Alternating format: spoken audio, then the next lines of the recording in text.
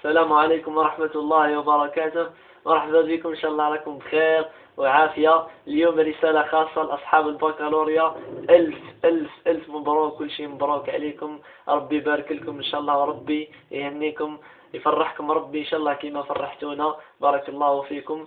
أما الجماعة اللي ما داوش، يعني نقولوا لهم يعني حظ موفق المرة الجاية، وشوية صبر برك وشوية عزيمة. كاين حديث عن النبي صلى الله عليه وسلم، يعني بعد ما نخلص يعني قراءة هذا الحديث، من الأحسن أنه الإنسان يزول عليه الهم، لأنه حديث عظيم بزاف، وحديث يعني المعنى تاعه سبحان الله.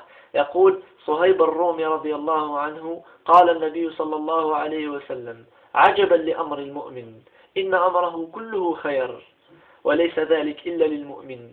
إذا أصابته سراء شكر فكان خيرا له، وإذا أصابته ضراء صبر فكان خيرا له. يعني أمر المؤمن راه عجيب وعجيب، ما تقدرش تصوره فوق اللازم. إذا ديت الباك راك شكرت الله عز وجل، وإن شكرتم لأزيدنكم. ربي سبحانه كي تشكر يزيدك في النعم نتاعو، يقول لك روح عبدي شكرتني نزيد غرتك في النعم نتاعي.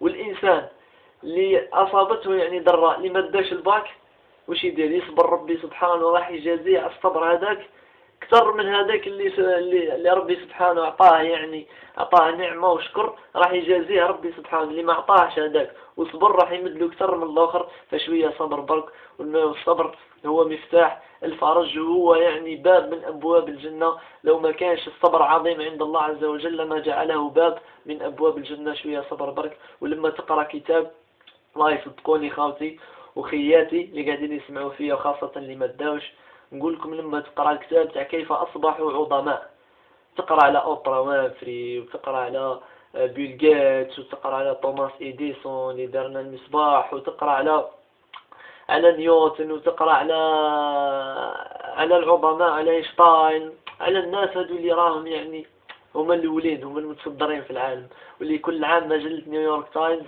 صنفهم من 100 شخصية المؤثرة في العالم. يعني لما تقرأ وتشوف مراحل حياتهم، من المستحيل، والله من المستحيل انك تحطه هذاك راح ينجح لك من توفيق الله عز وجل. فما بالك هذو ناس ما عندهمش علاقة بإيمان. بالدم ما أعطيتكم هذو لأنه كاين عندنا نماذج، محمد الفاتح، عندنا ما شاء الله إبراهيم الفقي يا ربي يرحمه، عندنا اللي نجحوا. حبيت نمدلكم هذو لأنهم ما عندهمش علاقة بالإيمان. شوفوا يعني أمر المؤمن كما قال النبي صلى الله عليه وسلم: عجبا لأمر المؤمن.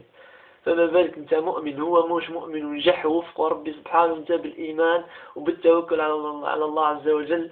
ومن يتوكل على الله فهو حسبه. توكل على ربي سبحانه وبرك، وخذ بالأسباب كما قال بعض الحكماء: خذ بالأسباب وسينزل عليك عطاء الوهاب. وحده وحده إن شاء الله، شوية عزيمة برك. جاي شهر رمضان، زيد ادعي فيها ربي سبحانه. وإن شاء الله في شهر سبتمبر تدخل، وفي شهر إن شاء الله جويليا تاع العام المقبل ان شاء الله تبعت لي في الصفحه تاعي انت اللي قاعد تسمع فيا وما ديتش الباك، ولا تعيط لي في التليفون، ولا نتلاقاو برا وتقول لي راني ديت الباك وتسلك لي الباروك. بارك الله فيكم. والجماعه اللي داو ما تنساوش تعرضونا. وشكرا جزيلا، نتختخوها مليح ان شاء الله السنه. ديروها سيدي رمضان، في رمضان ما ندوروش بكم، نخليكم الاز رمضان ان شاء الله تختخوها لنا مليح. والسلام عليكم ورحمه الله وبركاته.